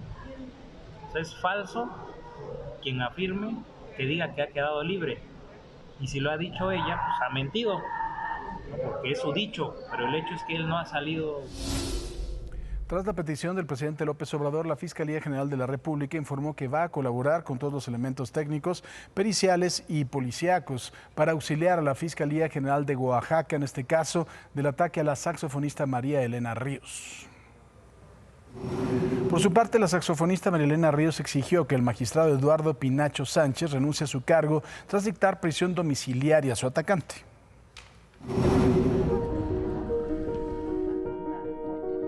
María Elena Ríos, la saxofonista oaxaqueña atacada con ácido, exige la renuncia de Eduardo Pinacho Sánchez, presidente del Tribunal Superior de Justicia de Oaxaca. En conferencia de prensa realizada en el municipio de Tlalnepantla, Estado de México, Elena Ríos levantó la voz para exigir la renuncia del magistrado presidente Eduardo Pinacho Sánchez. Y la cabeza del sistema judicial del Estado de Oaxaca tiene nombre, y su nombre se llama Eduardo Pinacho Sánchez. Renuncia, ya te pagaron los millones, renuncia, Eduardo Pinacho. La saxofonista enfatizó que el rechazo al trabajo del magistrado se ha generalizado entre la población de Oaxaca. No te queremos en Oaxaca, ya nos tienes hartas a las mujeres, ya nos tienes hartas a las comunidades indígenas, tu violencia, tus pactos, tu necesidad, tu hambre. Renuncia. María Elena Ríos realizó una petición por los presuntos malos manejos de su caso. Solicito también nuevamente se inicie una carpeta de investigación a Eduardo Pinacho Sánchez y al juez Teodulo Pacheco, quien ahorita está disfrutando de sus vacaciones. Y el sistema judicial de Oaxaca está deplorable. Está hecho una basura como el río Toyac. Pese a los acontecimientos de violencia que ha vivido, María Elena Ríos no ha considerado dejar su lugar de origen. ¿Pero por qué yo? Si yo no maté, yo no robé. Ya basta que tengamos que andarnos yendo de nuestra tierra, de nuestro país, del lugar donde crecimos. ¿Por qué nosotras? ¿Y les vamos a dar lugar a los criminales que se salgan con la suya? Claro que no. María Elena Ríos estuvo acompañada por el presidente municipal de Tlalnepantla, Estado de México, quien manifestó su apoyo a la saxofonista y lanzó un exhorto a las autoridades de Oaxaca. Y yo exhorto, en nombre de Tlalnepantla, en nombre del Estado, que las autoridades que llevan este proceso lo hagan apegado a derecho, lo hagan apegado a la ley. Con información de Efren Argüelles, Imagen. Vamos ahora al caso de María Ángela, esta joven de 16 años quien desapareció del paradero de Indios Verdes. Se manejó que había sido un secuestro, una privación de la libertad. Recordará usted, fue encontrada en Nezahualcóyotl, supuestamente con algunas huellas de violencia, envuelta en una bolsa de plástico. Y bueno, sus familiares bloquearon la México-Pachuca. Todo esto recordará usted del tema del caso. Bueno, la Fiscalía General de Justicia de la Ciudad de México confirmó que fue una mentira, que nunca fue víctima de algún delito, y hay videos incluso de las cámaras del C5, así fue como comprobaron, dicen ellos, que estuvo en la Alameda Central, en un campamento con algunas personas, y luego se trasladó a Nesa, todo de forma voluntaria y sin la presión de nadie. Con esta investigación, que incluyó revisiones médicas, psicológicas y periciales al adolescente, pudo establecerse plenamente y con elementos contundentes que la menor no presentaba ningún daño y que su ausencia no tuvo relación alguna con la comisión de algún delito. Bueno, cambiemos de tema. Volvió el debate por el INE, por el Instituto Nacional Electoral. ¿Qué pasa ahora? Organizaciones sociales volvieron a convocar a una manifestación en defensa del INE. Esta será el 26 de febrero. El presidente López Obrador se enteró y, por supuesto, habló al respecto. ¿Pero qué le van a defender al INE si ganaron? Si el INE no se toca. Hacer una marcha para defender a García Luna y sacar ahora como excusa de que el INE no se toca. Chole. A ver, es que todo esto empezó porque los diputados de la oposición presentaron ante la Suprema Corte una demanda de inconstitucionalidad en contra del Plan B de la reforma electoral del presidente López Obrador, argumentando que afecta la equidad en los procesos electorales porque permite que servidores públicos se pronuncien por un determinado candidato y contra, dicen también, la transparencia en la rendición de cuentas, por lo que esperan que esto se resuelva antes de que inicie el proceso electoral del 2024. Y ahora en el INE también se están preparando ya para presentar controversias constitucionales en contra de las reformas del Plan B. Los consejeros consideraron que los efectos de estas son nocivos, son incompatibles, dicen, con los derechos de la ciudadanía y los principios democráticos. Estas fueron las palabras de su presidente, Lorenzo Córdoba. Por ello, apelo una vez más a la responsabilidad con la República y con la estabilidad política del país, de quienes tendrán que resolver me parece de manera inminente, la constitucionalidad y legalidad de las reformas del Plan B, que detengan este auténtico desmantelamiento de nuestra democracia, pero ante la evidencia me parece que es un llamado infructuoso. En el INE, en este momento, confío en que en la Corte no lo sea. La Corte tendrá la responsabilidad de salvar a la democracia y a la estabilidad política de este país.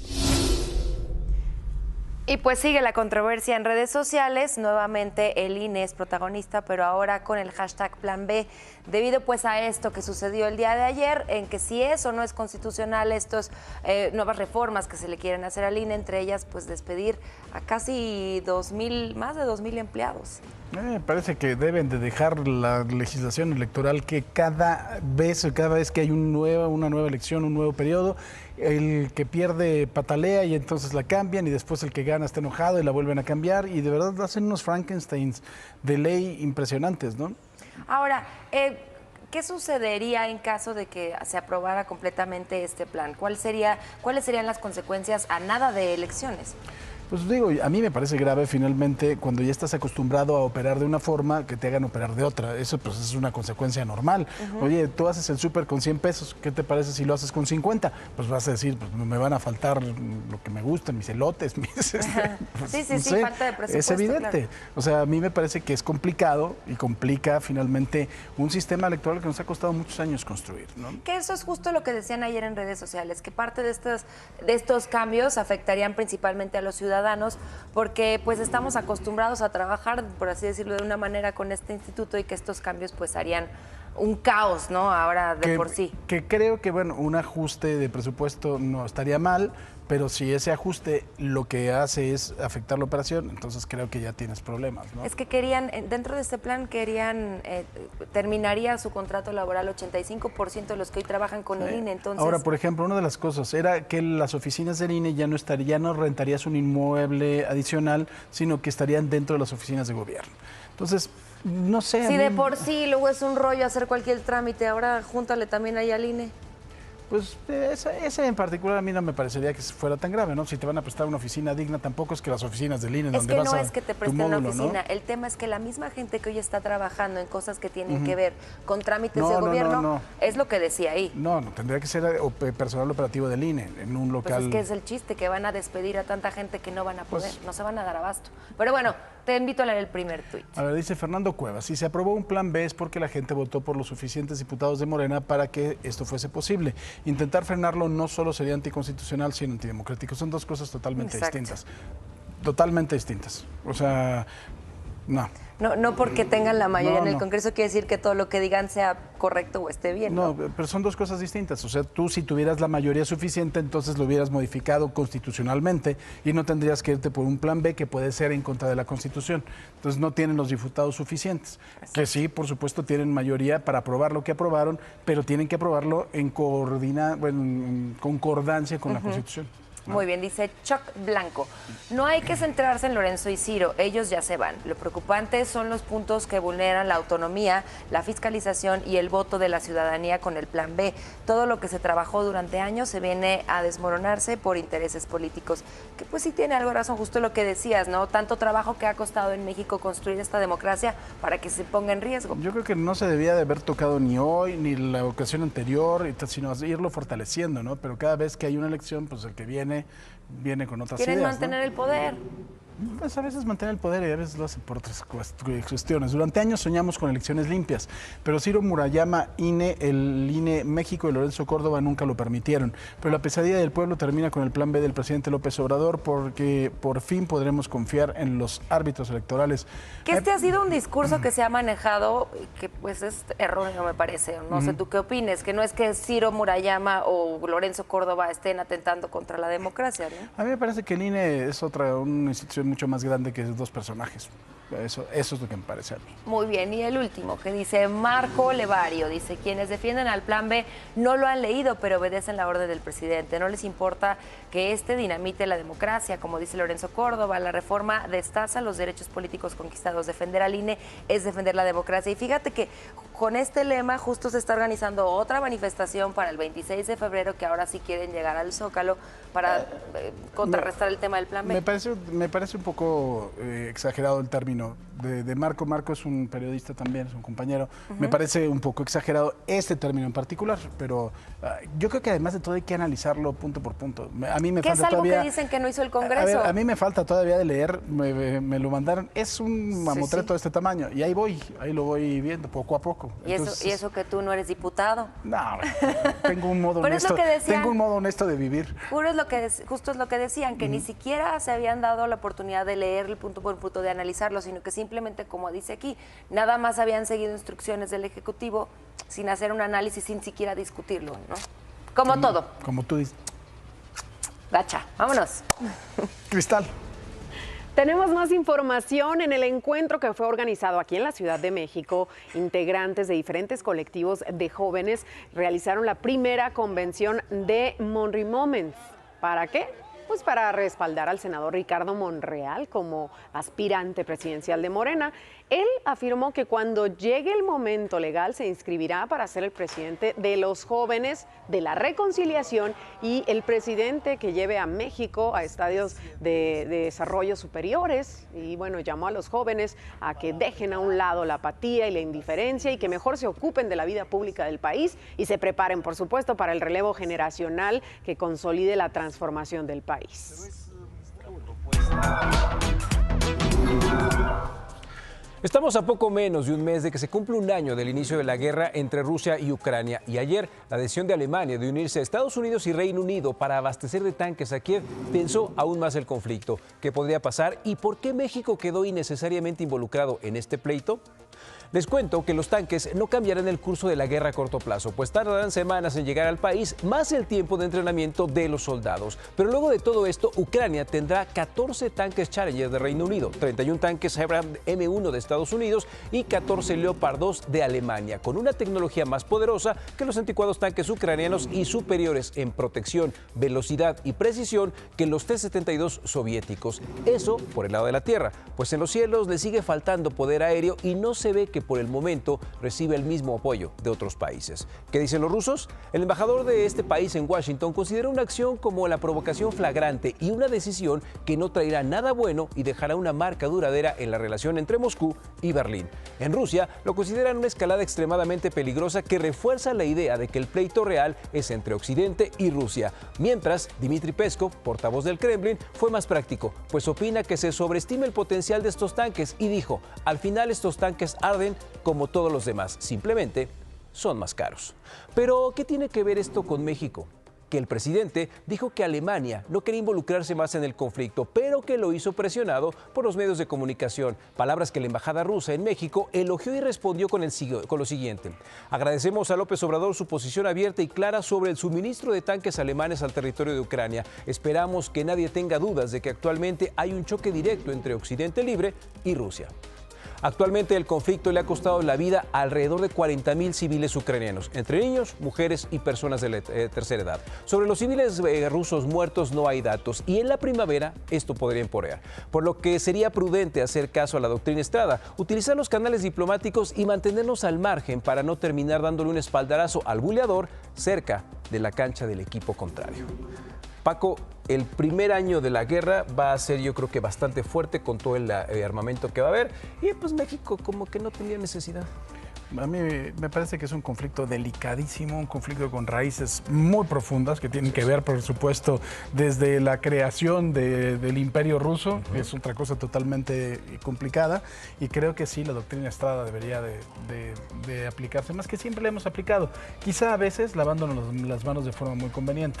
Pero cuando son conflictos tan complejos y cuando estamos hablando además de todo de la pérdida de tantas vidas, ahí es en donde debemos de ser cuidadosos, ¿no? Y es que no se nos olvide que prácticamente esto no podría funcionar como una guerra, es más una invasión y como bien dices, para eso están los canales diplomáticos. Si no se está de acuerdo con algo, la Cancillería es la que emite el comunicado o para eso están los distintos escritorios de la ONU que justamente se hicieron. Que tampoco sirven para nada, ¿no? Pero ya hubieran servido para algo. Pero no te arriesgas como presidente a dar una postura y justo ahora sí que estamos entre los dos flancos a ver cuál se va a enojar más, ¿no? Pues sí, vamos a quedar como el cuetero, dicen, ¿no? O peor. Bueno, vamos a hacer una pausa al regresar con un trabajo especial que le preparamos sobre el nuevo complejo turístico de las Islas Marías. Tenemos una entrevista imperdible en el estudio y también la información sobre el regreso de Trump a las redes sociales. Ya volvemos, por supuesto, con toda la información. Esto es Imagen Noticias. No se vayan. Bueno, y en Nayarit ya fue inaugurada la ruta San Blas Islas Marías que llevará a los visitantes a conocer el nuevo centro ecológico y recreativo Muros de Agua José Revueltas. Es el nuevo nombre del antiguo centro penitenciario de las Islas Marías. Grupo Imagen estuvo presente en el primer viaje turístico al lugar.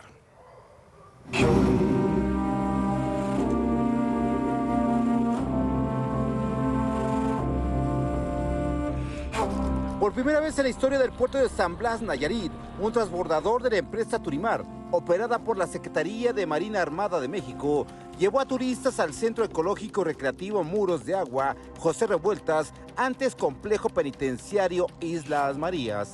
Grupo Imagen fue parte de los 97 turistas que en su mayoría fueron de Guadalajara, Sinaloa y Ciudad de México, quienes abordaron el transbordador Islas Marías 2.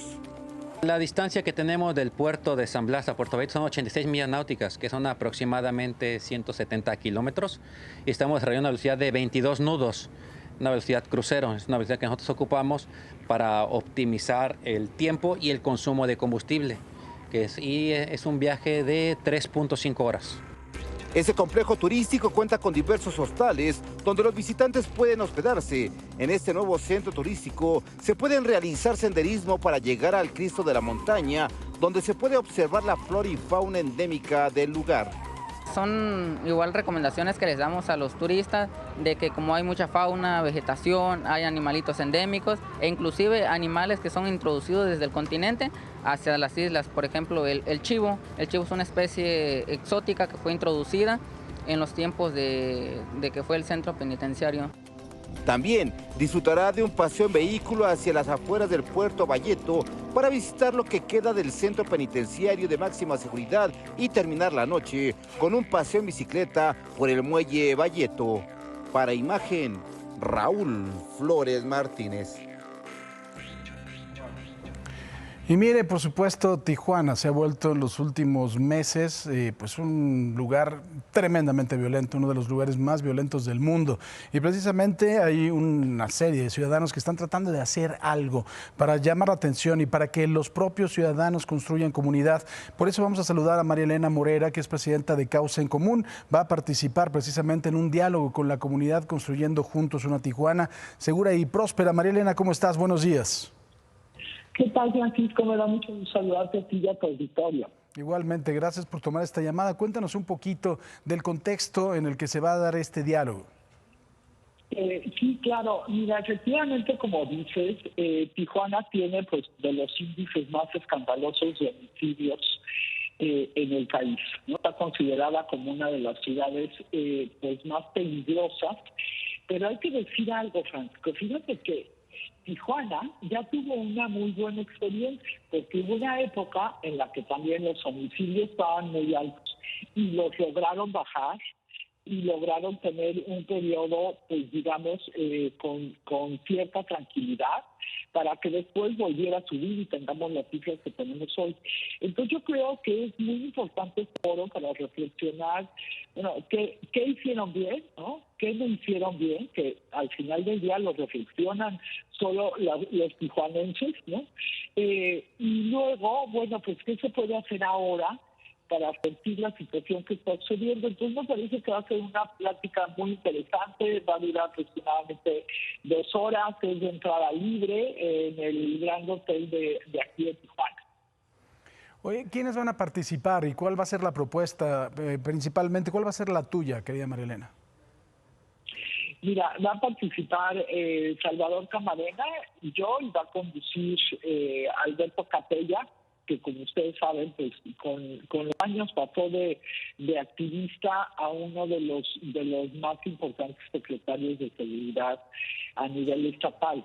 Entonces, pues por mi parte, la propuesta es precisamente cómo construir una comunidad que realmente sea exigente, que sea capaz de dialogar con todas las partes, porque aquí me parece que con la polarización que tenemos no solamente en Tijuana, en México, sí es importante una reconstrucción de poder volver a hablar entre todos y poder generar propuestas de política pública y, por supuesto, también exigencia a los gobiernos. Fíjate, Francisco, nos hemos vuelto muy indolentes, o sea, los gobernadores y los presidentes municipales creen que ya no les corresponde a ellos el tema de seguridad o qué no está pasando, porque la principal responsabilidad de un presidente municipal o de un gobernador es mantener la tranquilidad de sus habitantes.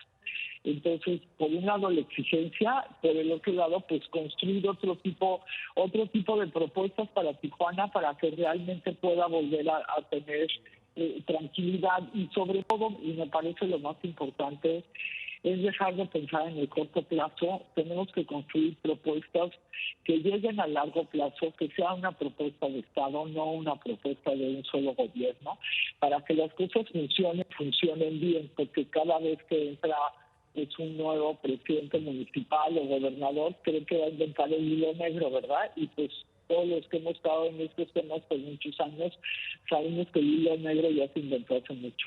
Pues querida María Elena, vamos a estar muy pendientes de este diálogo de Construyendo Comunidad y vamos también a dar las conclusiones a las que ustedes lleguen. Te mando un fuerte abrazo, suerte el día de hoy. Igualmente, muchas gracias y muchas gracias a todo tu auditorio. Ojalá esto pase en muchos municipios del país. Necesitamos generar comunidad. Totalmente de acuerdo. Gracias, María Elena. Y miren, vamos ahora con Atalo Mata hasta Iztapalapa para que nos informe de los operativos en contra de motociclistas incumplidos. ¿De qué se trata, querido Atalo? ¿Cómo estás, Paco? Buenos días, pues tú lo has dicho bien y estamos aquí en los límites de Iztapalapa y Coyoacán. Estas alcaldías donde confluyen muchos vehículos y obviamente motociclistas.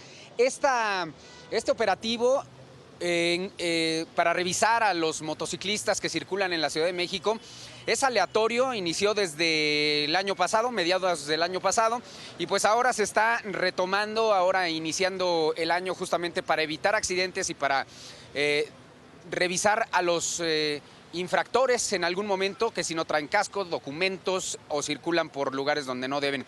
Y estoy aquí justamente con Constanza Derón, ella es directora de Seguridad Vial de la Secretaría de Movilidad de la Ciudad de México. Constanza, ¿cómo estás? Muy buenos días. Hola, ¿qué tal? Buen día, gracias por el espacio. ¿Qué tal este operativo? Pues el saldo 85 infraccionados tan solo el día de ayer.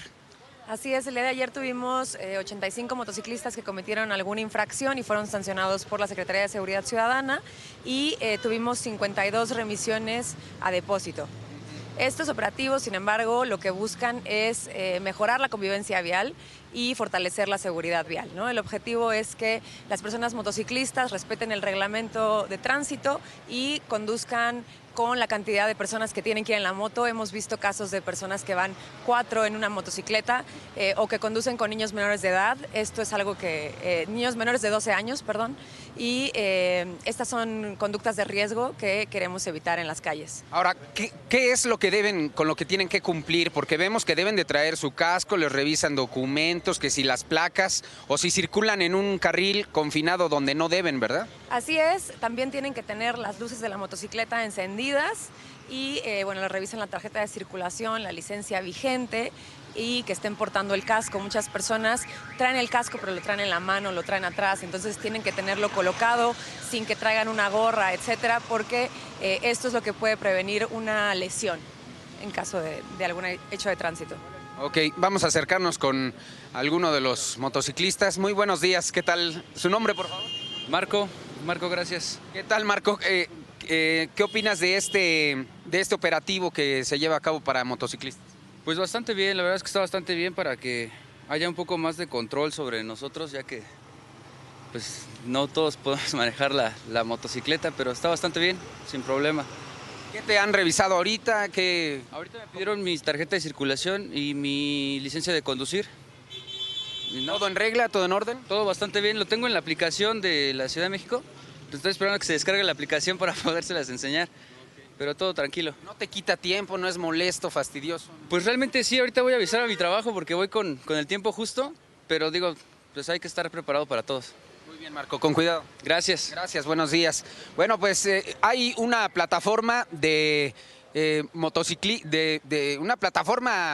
un tráiler, pues, y donde montan justamente todas las motocicletas o motonetas que van a ser remitidas al corralón. Ya nada más para terminar aquí con Constanza, pues el llamado a que los motociclistas cumplan con todo esto. Se están salvando vidas prácticamente así, Constanza. Así es, esperamos que las personas que conducen motocicleta lo hagan de manera responsable y bueno, también invitarles a que asistan a la motoescuela que tenemos en la Secretaría de Movilidad. Es una capacitación gratuita, teórica y práctica, se refuerza el conocimiento al reglamento de tránsito y también se les dan consejos prácticos para mejorar las técnicas de frenado, evitar caídas y derrapes. Muy bien, pues muchas gracias. A ustedes, gracias. Gracias, pues qué bueno que se está haciendo este tipo de operativos, Paco, y se seguirán haciendo, son aleatorios y es importante también decirlo que el hecho de que cuando están circulando los motociclistas no solo les revisan la documentación y ya todo lo que dijimos, sino también está el sistema de AlcoStop que es donde si los ven un poco extraños en su comportamiento, pues les hacen la prueba de alcoholemia. Extraños en su comportamiento. Extraño te veo a ti, mi querido Atalo. Te mando un fuerte abrazo. Hay que ser muy propios porque si no, ya sabes que... Ya veo. Luego nos va mal por andar de chacoteros. Gracias, Atalo. Nos vamos con Marlene Stahl, que tiene al gran Jerry Quiroz. Adelante, Marlene. Gracias, Paco. Y claro que sí, si alguien sabe hacer buenas obras de teatro en este país es Gerardo Quiroz. Ya está con nosotros para platicarnos de una nueva puesta en escena. ¿Cómo estás, Gerardo? Bienvenido. Encantado, Marlene. Muy buenos días. Pues felices de invitar al público de Imagen, a mi Paco Sea y a todo el público a un espectáculo 100% familiar, Ladybug. Está basado en una serie de televisión que ha sido muy exitosa en el mundo, es de origen francés y propone a los niños vivir en familia, ser amorosos, ser solidarios, pero a través de la aventura y de la acción. Es un espectáculo multimedia maravilloso, más que una obra de teatro, pues combina recursos artísticos y técnicos muy atractivos. Y mira, siempre los papás estamos pensando a dónde llevaremos a nuestro hijo este fin de semana para que aprenda y se entretengan. Qué mejor que inculcarles el teatro, las artes escénicas a través de un espectáculo también producido. Ya se presentó en Bruselas, en Bélgica, en Madrid, en España, ya se presentó también en Buenos Aires y ahora llega a México bajo mi producción y la verdad estoy muy feliz de encabezar un grupo tan talentoso de mujeres y hombres muy jóvenes que hacen acrobacia, cantan, bailan, actúan. Tengo un gran elenco, está Jaime Rojas, Nuria Gil, Karen Espriu, Itzel Gaitán. Así que nos encantaría que todo tu público nos acompañe sábados y domingos en el Teatro Centenario Coyoacán, aquí al sur de la Ciudad de México. Aparte, como bien dices, ¿no? Siento que se ha perdido mucho a veces como inculcar esos valores a los niños y qué mejor que hacerlo con un espectáculo que va a llamar su atención, que se les va a quedar y que se van a entretener, algo que puede ser para toda la familia. Ahora, ¿dónde compramos los boletos? ¿Cómo funciona? En la taquilla del Teatro Centenario Coyoacán o a través de Ticketmaster. O de la página GQ Ticket. Fíjate que acabas de tocar un tema bien importante. Los niños están muy acostumbrados últimamente a convivir con dispositivos o con videojuegos. Qué importante es que vayan a ver un espectáculo con música donde los artistas cantan en vivo y se den cuenta de la magia de la transmisión de ideas, sentimientos y emociones a través del teatro, que además de ser terapéutico es mágico, sales de muy buen humor. Claro. Y la verdad es que nos encanta estar en México promoviendo la actividad teatral. Y no solo en la Ciudad de México, sé también que va a haber presentaciones en otras partes de la República para que pongan atención. ¿Dónde van a estarse presentando? Fíjate que vamos al Pabellón M de Monterrey el 11 de marzo y el 17 al Teatro Diana de Guadalajara. Después iremos a Pachuca el 28 de abril para festejar a nuestros niños de Hidalgo. Vamos el 21 de abril a Puebla. Así que ahí los esperamos. Nos encantará ver a todo tu público aplaudiendo este gran espectáculo de Miraculous Ladybug, el musical. Y no es por nada, pero todos conocemos tu trabajo y sabemos que tantos años siendo productor de teatro has hecho cosas de mucha calidad y qué bueno que sigas haciéndolo. Y ahora pues enfocado a los niños, a algo familiar, que muchas veces ya ni siquiera saben los mismos papás, ¿qué hago con mis hijos? ¿A dónde los llevo?